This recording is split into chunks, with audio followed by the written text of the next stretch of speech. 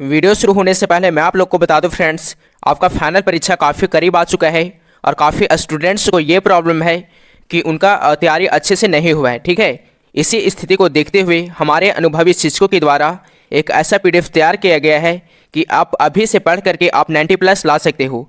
इसका मैं 100% गारंटी देता हूँ। ठीक है, अगर आपको PDF चाहिए तो उसका कुछ चार्जेस है। ज़्यादा जानकारी के लिए आप SMS करें 7274800891 पर। हेलो फ्रेंड्स, स्वागत है आप सभी का चैनल फॉर एग्जाम पावर में। फ्रेंड्स, आज के इस वीडियो में अभी हम लोग देखने वाले हैं 12th क्लास बिहार बोर्ड का यानी इंटर का 2023 के लिए हिस्ट्री का काफ़ी इम्पोर्टेंट प्रश्न है। ठीक है, जो आपके एग्ज़ाम के लिए यानी 2023 बोर्ड परीक्षा के लिए काफ़ी महत्वपूर्ण है। तो सभी प्रश्न को आप अच्छे से देखिएगा। इस वीडियो में हम लोग देखने वाले हैं टोटल 35 ऑब्जेक्टिव प्रश्न। ठीक है, 35 ऑब्जेक्टिव प्रश्न इस वीडियो में हम लोग देखने वाले हैं। तो सभी प्रश्न को आप अच्छे से देखिएगा क्योंकि 35 के 35 प्रश्न काफ़ी इंपॉर्टेंट प्रश्न हैं। ठीक है, आपके आर्ट्स एग्जाम 2023 के लिए।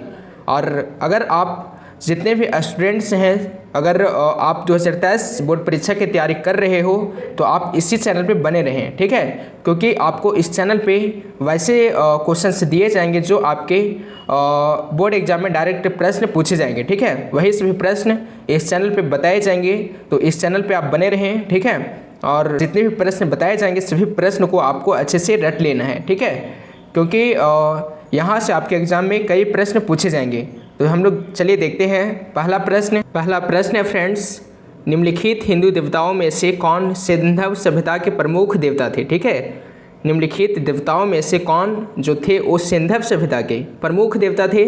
तो पहला का सही आंसर है ऑप्शन नंबर बी, शिव। ठीक है, शिव जो थे फ्रेंड्स वो क्या थे, तो सिंधव सभ्यता के प्रमुख देवता थे। ओके, अब चलिए देखते हैं नेक्स्ट क्वेश्चन नंबर 2 है, पुरातत्व के अंतर्गत निम्न में से कौन एक नहीं है। ठीक है, पुरातत्व के अंतर्गत निम्न में से कौन एक नहीं है।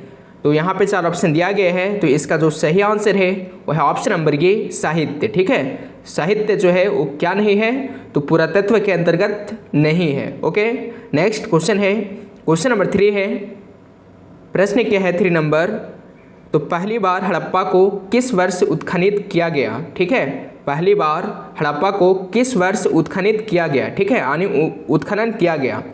तो 3 का जो सही आंसर है वह है ऑप्शन नंबर ये, 1921 में। ठीक है, और किनके द्वारा किया गया था ये आपको कमेंट बॉक्स में बताना है। ठीक है, कि किनके द्वारा हड़प्पा को उत्खनन किया गया था। ठीक है, ये आपको कमेंट बॉक्स में बताना है। ओके, अब चलिए देखते हैं नेक्स्ट क्वेश्चन नंबर 4 है, हड़प्पा सभ्यता भारत के किस भाग में विकसित हुई थी। ठीक है, हड़प्पा सभ्यता जो था फ्रेंड्स वो भारत के किस भाग में विकसित हुई थी। ओके, आपको ये बताना है। तो ऑप्शन ए है दक्षिण में, ऑप्शन बी है पूर्वोत्तर में, ऑप्शन सी है पश्चिमोत्तर में और ऑप्शन नंबर डी है मध्य भारत में। ठीक है, तो 4 का सही आंसर है ऑप्शन नंबर सी, पश्चिमोत्तर में। ओके, हड़प्पा सभ्यता भारत के किस भाग में विकसित हुई थी, तो पश्चिमोत्तर में हुई थी। ओके, अब चलिए देखते हैं अगला प्रश्न। क्वेश्चन नंबर 5 है, प्रश्न क्या है 5वां नंबर, लोथल किस नदी के किनारे स्थित है। ठीक है, लोथल जो है वो किस नदी के किनारे स्थित है।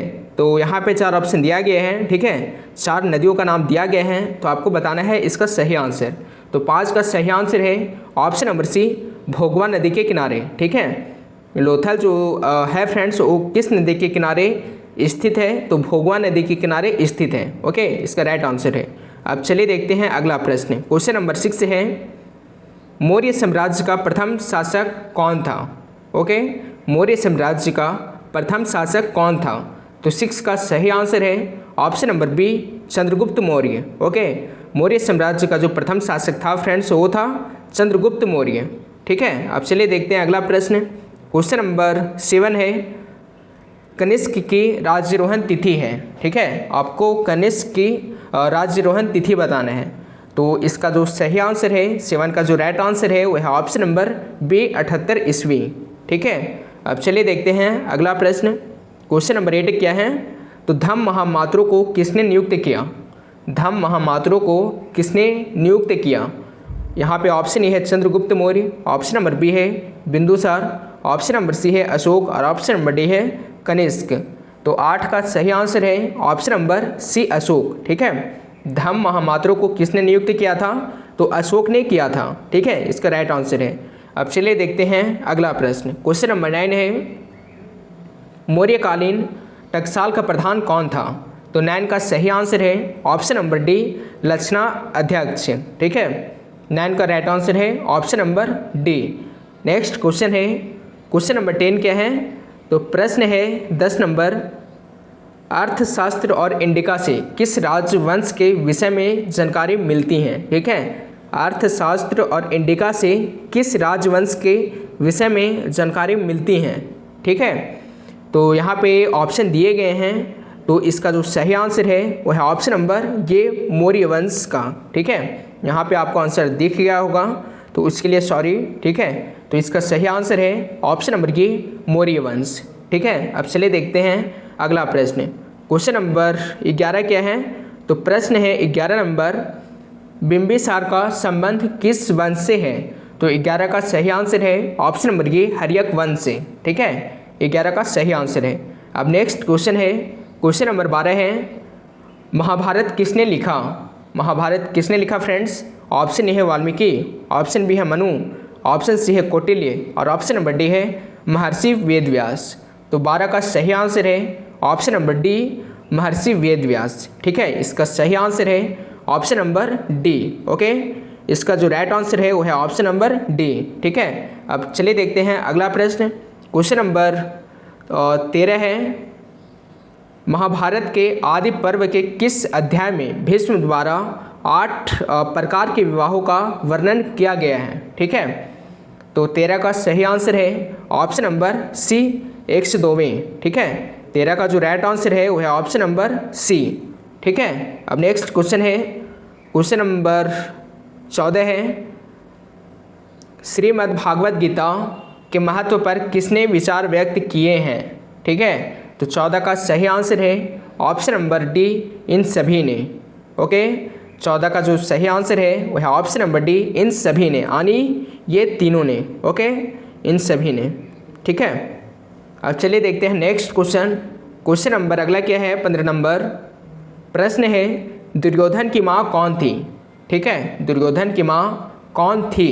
तो 15 का सही आंसर है ऑप्शन नंबर ये, गांधारी, ठीक है। दुर्योधन की जो माँ थी फ्रेंड्स वो कौन थी? तो इसका सही आंसर है ऑप्शन नंबर ये, ठीक है। अब नेक्स्ट क्वेश्चन देखते हैं। क्वेश्चन नंबर 16 है, स्तूप का संबंध किस धर्म से है? तो 16 का सही आंसर है ऑप्शन नंबर ये, बौद्ध धर्म से, ठीक है। स्तूप का जो संबंध है फ्रेंड्स वो किस धर्म से है? तो बौद्ध धर्म से है, ओके। नेक्स्ट क्वेश्चन है, क्वेश्चन नंबर 17 है, महात्मा बुद्ध को ज्ञान की प्राप्ति कहाँ हुई? ठीक है, महात्मा बुद्ध को ज्ञान की प्राप्ति कहाँ हुई? ऑप्शन ए है लुम्बिनी में, ऑप्शन नंबर बी है friends, question option number B क्या है? बौद्ध गया में, ऑप्शन नंबर सी है सारनाथ पर, ऑप्शन नंबर डी है कुशीनगर में। तो इसका जो सही आंसर है 17 का जो राइट आंसर है वो क्या है? तो इसका सही आंसर है ऑप्शन नंबर बी, ठीक है। ऑप्शन नंबर बी क्या है? तो बोध गया में, ओके। नेक्स्ट क्वेश्चन है, क्वेश्चन नंबर 18 है,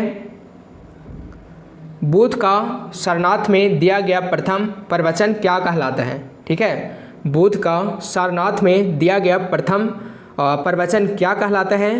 तो 18 का सही आंसर है ऑप्शन नंबर बी, धर्मचक्र प्रवर्तन, ठीक है। 18 का सही आंसर है, ओके।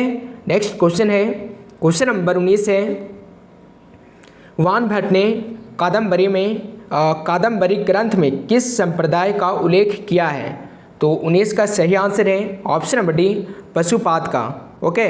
नेक्स्ट क्वेश्चन है, क्वेश्चन नंबर 20 है, बौद्ध परंपरा में अशोक ने कितने स्तूप बनवाए? ठीक है, तो 20 का सही आंसर है ऑप्शन नंबर डी, 84,000, ठीक है। 20 का सही आंसर है 84,000। अगला प्रश्न है, क्वेश्चन नंबर 21 है, तृतीय बौद्ध संगीति का आयोजन कहाँ हुआ?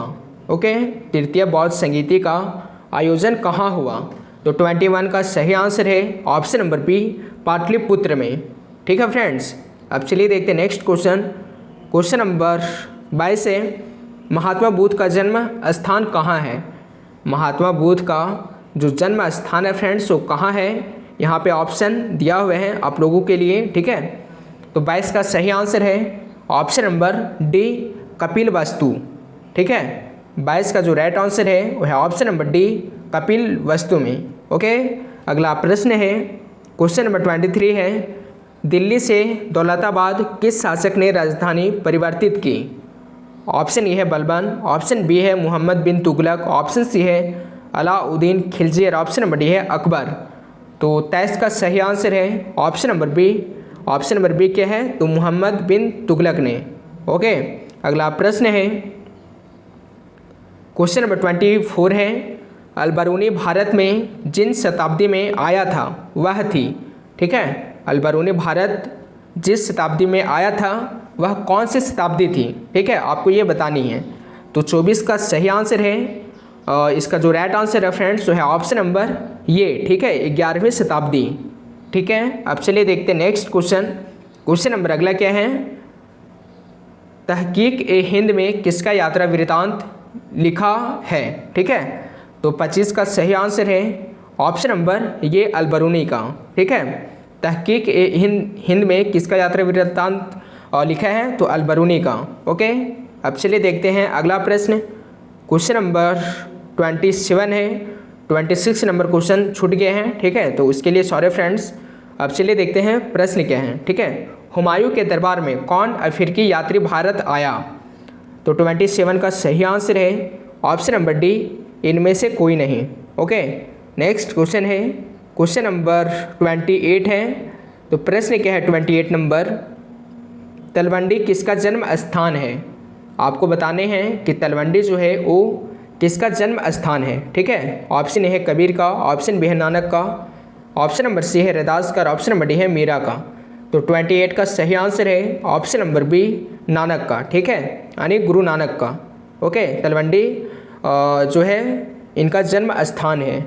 अब चलिए देखते हैं अगला प्रश्न, ठीक है। क्वेश्चन नंबर 29 है, आइन ए अकबरी किसने लिखा? तो आइन ए अकबरी किसने लिखा फ्रेंड्स? तो 29 का सही आंसर है ऑप्शन नंबर बी अबुल फजल ने।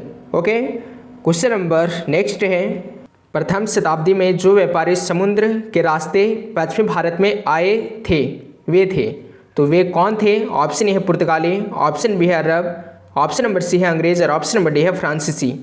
तो 30 का सही आंसर है ऑप्शन नंबर बी अरब, ठीक है। इसका जो राइट आंसर है वो है ऑप्शन नंबर बी। तो आज के लिए है फ्रेंड्स, तब तक के लिए बाय। और आपको मैं एक इम्पोर्टेंट बात बताना चाहता हूँ, ठीक है। तो वो बात क्या है, आपका जो एग्ज़ाम है वो काफ़ी करीब आते जा रहा है, ठीक है।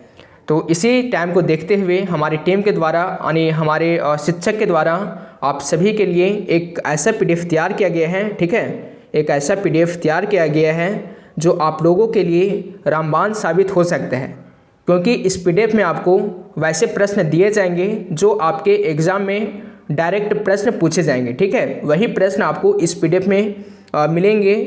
तो इस PDF का जो है सो कुछ चार्जेस हैं। अगर चार्ज का बात किया जाए तो वैसे तो इसका प्राइस तो 300 रुपीज़ है, बट आप लोगों के लिए मैं 300 नहीं मात्र 149 यानी 149 रुपया ले रहा हूँ, ठीक है।